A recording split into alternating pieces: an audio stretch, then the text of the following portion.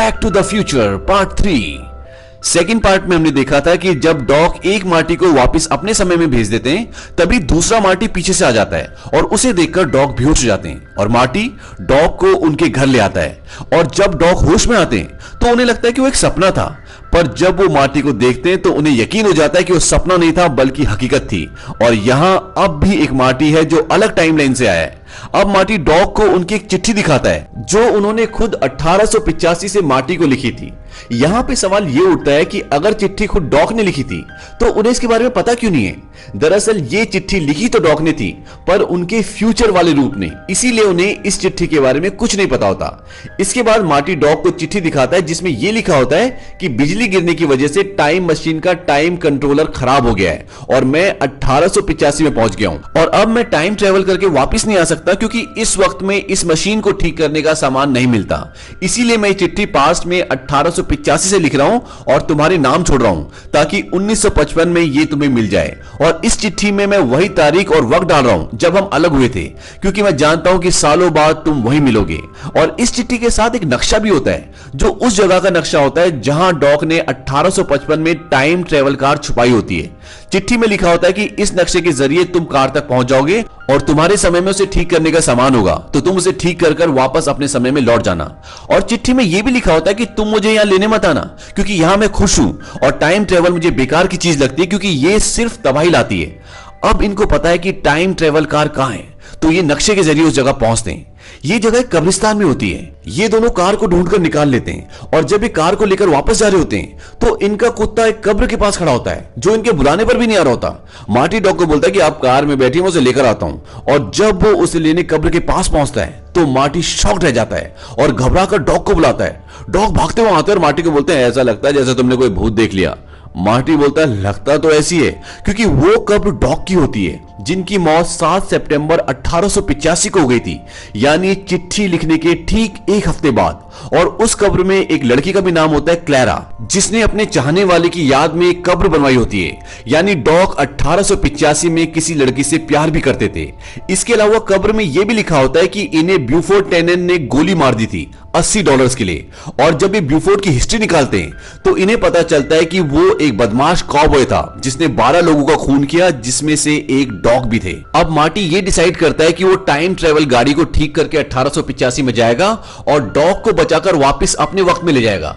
और होता भी ऐसी, वो गाड़ी ठीक करते हैं और मार्टी पहुंच जाता है सन 1885 में। इस वक्त का जमाना पूरा अलग है, यहां सड़कें नहीं होती, लोग घोड़ों पे चलते हैं। और जब मार्टी 1885 में पहुंचता है तो वो देखता है कि पीछे से बहुत सारे घोड़े उसकी तरफ भागते हुए आ रहे होते हैं और वो अपनी जान बचाने के लिए अपनी गाड़ी को भगाता है और घोड़े उसके पीछे होते हैं। और तभी उसे एक सुरंग, एक गुफा दिखती है और वहां पर वो अपनी गाड़ी को पार्क कर देता है और वो सारे घुड़सवार वहां से आगे निकल जाते हैं, वो उसे देख नहीं पाते। अब यहाँ पे सड़कें नहीं थी और मार्टी ने अपनी गाड़ी बहुत तेज चलाई होती है जिसकी वजह से उसका पेट्रोल टैंक टूट जाता है और उससे पेट्रोल गिरना शुरू हो जाता है।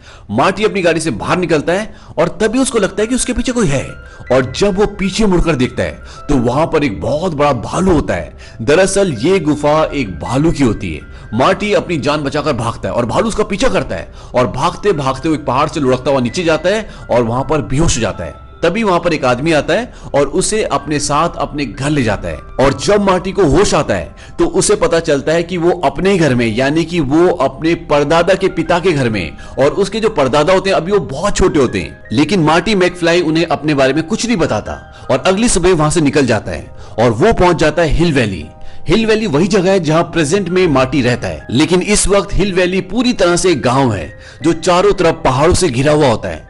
अब मार्टी को डॉग को ढूंढना है, इसीलिए एक बार में जाता है और वहां जो बार टेंडर होता है उससे पूछता है क्या तुम किसी कारीगर को जानते हो, क्योंकि डॉग ने चिट्ठी में लिखा होता है कि इस वक्त वो एक कारीगर बन चुके होते हैं। इससे पहले कि वो बार टेंडर उसकी बात का जवाब देता, पीछे से आवाज आती है सीमस मैकफ्लाई। और जब मार्टी पीछे मुड़कर देखता है तो वहां पर एक आदमी होता है जो पूरे काउबॉय के लुक में होता है और उसके साथ उसके कई और लोग भी होते हैं। वो मार्टी के पास आता है, बोलता है तुम तो सीमस मैकफ्लाई नहीं हो, लेकिन लगते पूरे उस घसियारे की तरह हो। दरअसल सीमस मैकफ्लाई मार्टी के परदादा के पिता का नाम होता है जहां उसने रात गुजारी थी। अब वही आदमी बार टेंडर से पूछता है क्या तुमने उस कारीगर को देखा। बार टेंडर डर के बोलता है कि नहीं टेनन। और मार्टी समझ जाता है कि वही इंसान है जिसने डॉग का मर्डर किया होता है। मार्टी उसे बोलता है तो तुम हो मैड डॉग टेनन। अब जैसी मार्टी मैड डॉग बोलता है वहां पर जितने भी लोग होते हैं वो इधर उधर हो जाते हैं, क्योंकि इस आदमी को मैड डॉग नाम से बहुत चिढ़ होती है और वो मार्टी को मारने के लिए उसके पीछे भागता है। मार्टी बाहर भाग जाता है लेकिन वो उसे पकड़ लेते हैं और उसके गले में रस्सी डालकर उसे फांसी पर लटका देते हैं। लेकिन तभी वहां पर डॉग पहुंच जाता है और वो रस्सी पर गोली मारता है, जिससे रस्सी टूट जाती है और मार्टी नीचे गिर जाता है। और इसके बाद वो टेनन को गन पॉइंट पे ले लेता है, जिसकी वजह से टेनन और उसके लोग वहां से भाग जाते हैं। अब डॉग मार्टी को अपने साथ अपने घर ले आता है। घर आने के बाद डॉग उसे बोलता है कि मैंने तुम्हें बोला था कि तुम्हें यहाँ पे आने की जरूरत नहीं है। मार्टी बोलता है कि डॉग मुझे यहाँ पर आना पड़ा, और इसके बाद वो उसकी कब्र की उसे फोटो दिखाता है जिसमें यह लिखा होता है कि टेनन ने उसे $80 के लिए गोली मार दी, और उसकी कब्र के नीचे क्लेरा का नाम भी होता है जो उसे प्यार करती है और उसकी याद में उसने वो कब्र बनाई होती है। डॉग बोलता है क्लेरा कौन है? वो कहता है मुझे नहीं पता। डॉग बोलता है मैं ऐसे किसी लड़की को नहीं जानता और मैं कभी ऐसी गलती नहीं कर सकता क्योंकि इससे फ्यूचर में बहुत सारी चीजें बदल सकती है। अब डॉग को यह पता है कि टेनन उसे 5 दिन बाद गोली मार देगा, इसीलिए ये दोनों ये फैसला करते हैं कि ये वापस अपने समय में चले जाएंगे। लेकिन मार्टी बोलता है कि उसका पेट्रोल टैंक टूट गया, हमें पेट्रोल भरवा लेना चाहिए। इस बात से डॉग हैरान हो जाता है। डॉग कहता है कि अभी तक गाड़ियां नहीं बनी तो पेट्रोल कैसे बनेगा, और अगली 1 सदी तक हमें पेट्रोल नहीं मिलने वाला। और अब ये दोनों यहां पर फंस चुके हैं और इन्हें अपने समय में वापस जाने के लिए टाइम ट्रेवल गाड़ी को 88 की स्पीड से चलाना होगा, जो कि बिना पेट्रोल के संभव नहीं है। लेकिन फिर भी ये बहुत कोशिश करते हैं। गाड़ी को घोड़ों से खिंचवाते हैं, लेकिन घोड़े 80 की स्पीड से नहीं भाग सकते। इनकी स्पीड 30 से ज्यादा नहीं आती। तभी डॉग के दिमाग में एक आइडिया आता है। दरअसल इस वक्त में ट्रेन चलती है, भाप से चलने वाली ट्रेन। इसीलिए वो एक ट्रेन ड्राइवर के पास जाता है और वो उससे पूछता है कि ये ट्रेन कितने की स्पीड से चलती है। वो बोलता है कि मैंने इसे 55 की स्पीड से चलाया है। ये पूछते हैं क्या इसे 90 की स्पीड से चलाया जा सकता है। वो बोलता है कि अगर पटरियां सीधी हो और इंजन के पीछे कोई डिब्बे ना लगे हो और आग भी पूरी तरह बराबर हो तो 90 से चलने की संभावना है। और अब इनके पास एक आइडिया है अपनी गाड़ी को 90 की स्पीड से चलाने का, जिससे ये अपने टाइम में वापस पहुंच सकते हैं। लेकिन अगली ट्रेन का टाइम होता है सोमवार, यानी उसी दिन जिस दिन उस आदमी ने डॉग को गोली मारी होती है। इसके बाद ये ट्रैक पर जाते हैं जो सीधा होता है, लेकिन ये ट्रैक अधूरा होता है, ये पूरा नहीं बना होता। लेकिन यही ट्रैक 1985 में भी होता है, यानी कि इनके वक्त में भी होता है। तो ये प्लान बनाते हैं कि ये एक ट्रेन को अपने कब्जे में लेंगे, उसके पीछे के डिब्बे हटा देंगे, उसमें पूरी आग लगाएंगे और पटरी पर अपनी टाइम ट्रेवल वाली गाड़ी को रखेंगे और पीछे से इंजन से उसको धकेलेंगे ताकि वो 88 की स्पीड में चलना शुरू हो जाए और हम अपने वक्त में वापस पहुंच जाए। अब जब ये ट्रैक देखकर वापस अपने घर जा रहे होते हैं, तभी ये देखते हैं कि एक लड़की घोड़ा गाड़ी में होती है और उसकी घोड़ा गाड़ी लगातार भाग रही होती है। वो आउट ऑफ कंट्रोल होती है और डॉग अपने घोड़े में उस लड़की को बचाने के लिए भागते हैं और वो उसे बचा लेते हैं। और इन दोनों को एक दूसरे को देखते ही प्यार हो जाता है और इस लड़की का नाम क्लेरा होता है, वही लड़की जिसका नाम डॉग की कब्र के पत्थर पर होता है। अब एक दिन हिल वैली में एक पार्टी होती है। दरअसल टाउन हॉल बना होता है और वहां पर घड़ी लगनी है और इसीलिए सब के सब रात को वहां पर इकट्ठा होते हैं और डॉग और क्लेरा भी वहां पर होते हैं और वो दोनों डांस कर रहे होते हैं। और तभी वहां पर टेनन भी अपने आदमियों के साथ आ जाता है और जब वो डॉग को देखता है तो उसके आदमी उसे पकड़ लेते हैं और वो क्लेरा के साथ जबरदस्ती डांस करना शुरू कर देता है। और यहां पर एक पल ऐसा आता है जब टेनन डॉग को गोली मारने वाला होता है। दूर से मार्टी ये सब देख रहा होता है और मार्टी उसकी तरफ एक प्लेट फेंकता है जो उसके हाथ पे लगती है और गोली डॉग को नहीं लगती। इसके बाद टेनन ईस्टवुड को यानी कि मार्टी को चैलेंज करता है। वो बोलता है कि मैं तुम्हारे साथ लड़ूंगा और इस चैलेंज को मार्टी एक्सेप्ट कर लेता है और दिन तय होता है मंडे का। टेनन बोलता है कि मैं 7 बजे तुमसे लड़ूंगा। मार्टी बोलता है इतनी सुबह क्यों? वो कहता है कि मैं नाश्ते से पहले अपने सारे काम खत्म कर लेता हूं। मार्टी बोलता है कि मैं 8 बजे लड़ूंगा। वो बोलता है कि 8 बजे क्यों? मार्टी बोलता है कि मैं नाश्ते के बाद अपने काम खत्म करता हूं। और मार्टी 8 बजे का टाइम इसलिए रखता है क्योंकि जो मंडे को ट्रेन आने वाली होती है उसका टाइम 8 बजे का होता है और जब टेनन 8 बजे उसका हिल वैली में इंतजार कर रहा होगा तो वो डॉग के साथ वापस अपने वक्त में अपने समय में लौट जाएगा। इसके बाद डॉग और मार्टिन ट्रेन की पटरी पर जो अभी बंद होती है यानी कि जो आगे बन रही होती है वहां पर अपनी टाइम ट्रेवल वाली गाड़ी को उतार देते हैं और रात को वहीं सो जाते हैं ताकि जब सुबह ट्रेन आए तो वो उस ट्रेन को अपने कब्जे में लेकर उस ट्रेन से अपनी गाड़ी को धक्का लगवाएंगे जिससे वो समय में आगे यानी कि अपने समय में पहुंच जाएंगे। और उसी रात को डॉग क्लेरा से मिलने जाते हैं। वो क्लेरा को बोलते हैं कि मैं जा रहा हूं लेकिन मैं तुमसे बहुत प्यार करता हूं। क्लेरा बोलती है कि तुम कहां जा रहे हो? वो कहता है कि मैं तुम्हें नहीं बता सकता। क्लेरा बोलती है कि तुम जहां जा रहे हो मैं भी तुम्हारे साथ जाना चाहती हूं। और इसके बाद डॉग उसे बताता है कि मैं एक साइंटिस्ट हूं और मैंने एक टाइम मशीन बनाई थी जिसके जरिए मैं यहां पर आया हूं और अब मैं अपने समय में 1985 में वापस जा रहा हूं। क्लेरा इस बात पे यकीन नहीं करती और वो डॉग को एक थप्पड़ मारती है। वो बोलती है कि तुमने मुझे धोखा दिया है, दरअसल तुम ये बोलना चाहते थे कि मैं तुमसे प्यार नहीं करता। और इसके बाद डॉग वहां से चला जाता है। डॉग का दिल टूट जाता है और क्लेरा भी बहुत रोती है क्योंकि ये दोनों एक दूसरे से प्यार करते हैं। डॉग वहां से सीधा बार में जाता है और बार में वो एक पैग उठाता है वहां पर और भी बहुत सारे लोग होते हैं और वो उन्हें अपने प्यार की दास्तां और फ्यूचर के बारे में बताता है। वो उन्हें बताता है कि फ्यूचर में घोड़े नहीं होंगे बल्कि गाड़ियां होंगी। सब लोग हंसते हैं क्योंकि किसी को यकीन नहीं होता कि गाड़ी जैसी कोई चीज बन सकती है। अब जब सुबह मार्टी उठता है तो वो देखता है कि वहां पर डॉग नहीं होते और वो डॉग को लेने के लिए हिल वैली आ जाता है और वो देखता है कि डॉग एक बार में। इसके बाद वो डॉग को बोलता है कि जल्दी चलो, हमें अपने समय में वापस जाना है। अब डॉग जब वहां से जाने लगते हैं तो वहां पर जितने भी लोग होते हैं जिन्हें वो रात से कहानी सुना रहे होते हैं, वो उन्हें बोलते हैं कि फ्यूचर के नाम, और उनके हाथ में जो पैग होता है उसे पी जाते हैं और जैसे वो पीते हैं बेहोश हो जाते हैं। मार्टी बारटेंडर से पूछता है उन्होंने कितना पिया है। बारटेंडर बोलता है कि पहला पिया, उसी में बेहोश हो गए। दरअसल डॉग को शराब सूट नहीं करती, इसीलिए वो एक ही पैग में बेहोश हो जाते हैं और अब 8 बजने वाले हैं। और वहीं दूसरी तरफ ये दिखाते कि टैनन अब इनकी तरफ आ रहा है और टैनन इन तक पहुंच जाता है और वो इन्हें बाहर से ललकारता है और अब तक डॉग भी होश में आ जाता है क्योंकि डॉग को इन्होंने मिर्ची के पाउडर का पानी पिलाया होता है। और मार्टी और डॉग ये डिसाइड करते हैं कि वो बार के पीछे के दरवाजे से भाग जाएंगे और जब वो भाग रहे होते हैं तो टैनन के लोग उन्हें देख लेते हैं, उन पर गोलियां चलाते हैं और डॉग को बंदी बना लेते हैं। और अब पूरे 8 बज चुके हैं और ये वही दिन वही वक्त है जब टैनन ने डॉग को गोली मारी होती है और वो दोबारा उसे गोली मारने वाला होता है कि तभी मार्टी बाहर आ जाता है। वो बोलता है कि मैं यहां पर हूं और यहां पे मार्टी बिल्कुल क्लिंट ईस्टवुड की तरह आता है जैसे वो अपनी फिल्मों में काउबॉय स्टाइल में आया करता था। टैनन मार्टी को बोलता है कि तुम अपने गन निकालो। मार्टी बोलता है नहीं, मुझे लगता है कि झगड़ा हम ऐसी सुलझा लेंगे। टैनन बोलता है कि तुम्हें गलत लगता है और वो उसे गोली मार देता है। गोली उसकी छाती में लगती है और मार्टी दूर जाके गिरता है और टैनन हंसता हुआ उसकी तरफ बढ़ता है।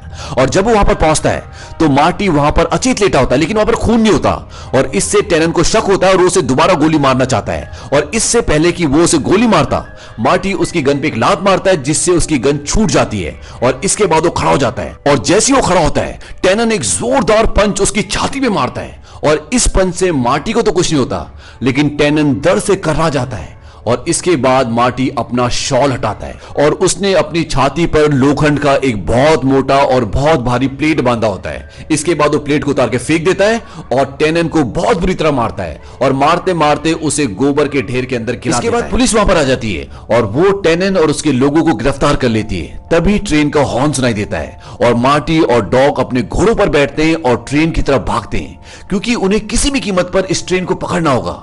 वहीं दूसरी तरफ भी दिखाते हैं कि क्लेरा का भी दिल पूरी तरह से टूट चुका है और वो भी इस शहर को छोड़कर हमेशा के लिए जा रही है। वो ट्रेन में होती है लेकिन ये ट्रेन दूसरी होती है। तभी क्लेरा के पीछे 2 लोग आते हैं जो बूढ़े होते हैं और ये लोग वही होते हैं जो रात को डॉग के साथ बार में थे और डॉग ने इन्हें अपनी दर्द भरी प्रेम कहानी सुनाई होती है और ये आपस में बात कर रहे होते हैं कि हमने इतना प्यार करने वाला इंसान कहीं नहीं देखा।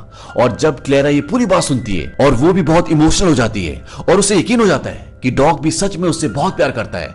इसके बाद वो ट्रेन की चेन खींचकर उसे रुकवाती है और सीधा डॉग के घर जाती है लेकिन अब डॉग वहां से निकल चुका है। लेकिन क्लेरा भी उसी तरफ जाती है जिस तरफ डॉग और मार्टी गए होते हैं। वहीं दूसरी तरफ भी दिखाते हैं कि डॉग और मार्टी ट्रेन में चढ़ जाते हैं और वो ट्रेन के ड्राइवर को गन पॉइंट पे ले लेते हैं, उन सबको नीचे उतार देते हैं और ट्रेन के पीछे के डिब्बे अलग करके वहां से उसका इंजन लेकर आगे बढ़ जाते हैं और वो उस तरफ पहुंच जाते हैं जहां पर उनकी गाड़ी होती है। इसके बाद डॉग ने एक खास तरह की लकड़ी बनाई होती है जो बहुत सारा धुआं यानी कि बहुत सारा स्टीम पैदा कर सकती है जिससे ट्रेन की स्पीड 88-90 तक पहुंच जाएगी ताकि ये अपने समय में आराम से पहुंच सकें। अब सब कुछ ठीक चल रहा होता है तभी क्लेरा भी वहां पे आ जाती है और वो घोड़े पर होती है और वो इनकी ट्रेन को पकड़ लेती है। डॉग उसे देख लेते हैं और डॉग क्लेरा को भी अपने साथ फ्यूचर में लेकर जाना चाहते हैं। अब डॉग पीछे जा रहे होते हैं तभी इंजन में ओवरहीट की वजह से एक ब्लास्ट होता है जिसकी वजह से क्लेरा का पैर फिसल जाता है और वो ट्रेन में लटक जाती है। उसकी जान को खतरा होता है और डॉग उसे बचाने के लिए जा रहे होते हैं। इंजन की स्पीड 80 पहुंच चुकी है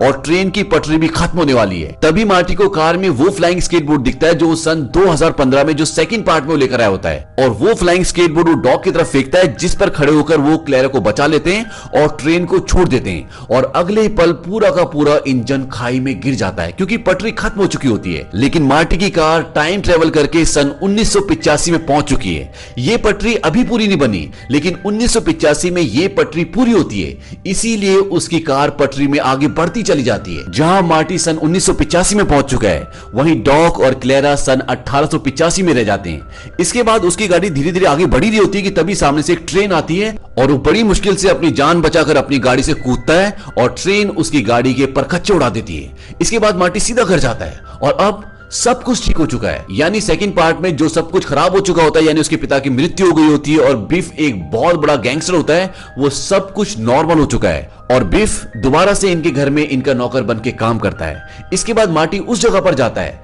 जहां पर सेकंड पार्ट में उसकी गर्लफ्रेंड को डॉग ने बेहोश करके रख दिया होता है और वो अभी भी सो रही होती है। वो उसे उठाता है और उसकी गर्लफ्रेंड को लगता है जो कुछ भी उसने सेकंड पार्ट में देखा था वो एक सपना था, और मार्टी अपनी गर्लफ्रेंड को वहां से उस जगह ले जाता है जहां पर उसकी गाड़ी ट्रेन से टकराई होती है और वहां पर उसकी गाड़ी के पुर्जे पुर्जे पड़े होते हैं। वो अपनी गर्लफ्रेंड से बोलता है कि डॉग अब कभी वापस नहीं आएंगे, और तभी वहां पर ट्रेन के फाटक बंद होना शुरू हो जाते हैं। ये दोनों लेफ्ट राइट देखते हैं लेकिन वहां पर कोई ट्रेन नहीं आ रही होती, और ट्रेन के फाटक तभी बंद होते हैं जब कोई ट्रेन आ रही होती है, और तभी इनके सामने एक ट्रेन का बहुत बड़ा इंजन आके खड़ा हो जाता है। दरअसल पास्ट में यानी कि सन 1885 में डॉग ने टाइम ट्रेवल वाला एक इंजन बना लिया होता है जिसके जरिए वो यहां पर मार्टी से मिलने के लिए आता है, और अब क्लैरा से उसकी शादी हो चुकी है और इनके 2 बच्चे भी होते हैं। डॉग अपनी फैमिली को मार्टी और उसकी गर्लफ्रेंड जेनिफर से मिलवाते हैं और उसे बोलते हैं कि मुझे यहां पर आना ही था क्योंकि आइंस्टाइन यहां पर था।